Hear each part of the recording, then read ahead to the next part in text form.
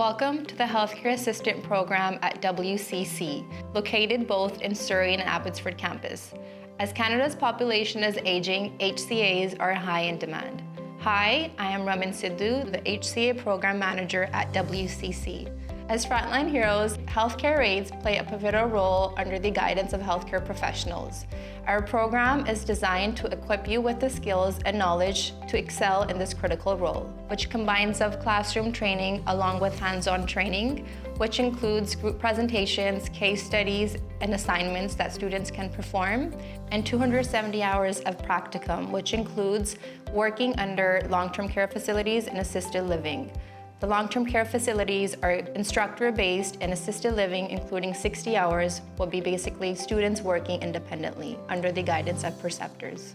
WCC understands the importance of flexibility, which is why in the HCA program we offer both full-time and part-time classes. This is one of our HCA labs where students come in and perform the skills that they learned in classroom trainings and along with applying their theoretical knowledge under the presence of HCA instructor.